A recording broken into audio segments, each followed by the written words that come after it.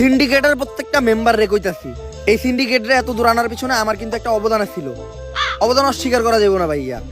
কিন্তু সিন্ডিকেট এখন আর আগের মতো নাই, তাই আমাকে নতুন একটা ধান্দা ধরতে হইব, আর যেটা কইরে আমাকে সফল হইতে হইব। তবে কি এমন করা যায় যেটা কইরে আমরা সফল হইতে পারবো?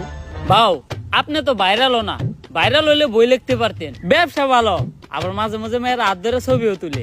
কস কি এক কামে দুই কাম। ইস, এই বছর মিস করে নিলাম, সামনের বছর বই মেলায় ট্রাই করবো। এখন সফল হমু কি করলে ওই দেখো। পুষ্পা বাউ, কবিতার কথা ওঠাতে আমার এক কবির কথা মনে পড়লো, যার অযৌক্তিক দরবারে গেলে আপনি জানতে পারবেন কি করলে আপনি সফল হইবেন। কে সেই মহান কবি? কবি প্রাক্তনেন্দ্রনাথ।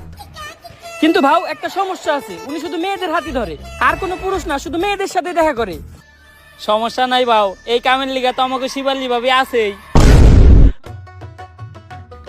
একটা কবিতা মাথায় এলো, আগুন না জ্বালালে কয়েল জ্বলবে না, কয়েল না জ্বললে ধুমা উড়বে না, ধুমা না উড়লে মশা মরবে না, আগুন না জ্বালালে কয়েল জ্বলবে না। কবিতাটা তাড়াতাড়ি লিখে লাই। কবিগুরু, আরে শিবাল্লি, তুমি আসছো, কিন্তু এত দেরি হইলো কেন? তুমি আসবা শুই না আমি বসে আছি একা, গোলাপান সব তারাই দিছি, কইরে লাইছি একদম ফাঁকা। তা আমার জন্য গোলাপ ফুল আনছো?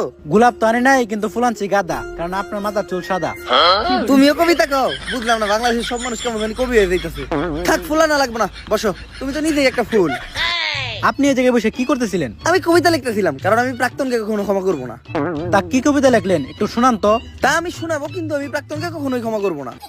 প্রাক্তন কি তোমার ক্ষমার হবে কে বই আছে? বইয়া থাকুক বা না থাকুক, প্রাক্তনকে আমি কখনোই ক্ষমা করবো না। ক্ষমা করতে হবো না, আপনি কবিতা শোনান। কবিতা শুনামু, কিন্তু আমি প্রাক্তনকে কখনোই ক্ষমা করবো না।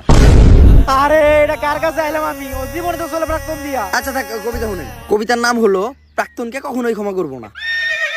আমি প্রাক্তনকে কখনোই ক্ষমা করবো না, কারণ প্রাক্তনের নাম নিলেই ভিডিওতে ভিউ হয়, এজন্য ভিডিওতে প্রাক্তনের নাম নেওয়া বাদ দেওয়া যাবে না। তাই আমি প্রাক্তনকে কখনোই ক্ষমা করবো না। কবিতাটা কেমন লাগছে বলো? এটা কি কোনো কবিতা? পেলা নার্সারি পোলাও না তো এর থেকে ভালো লাগবো।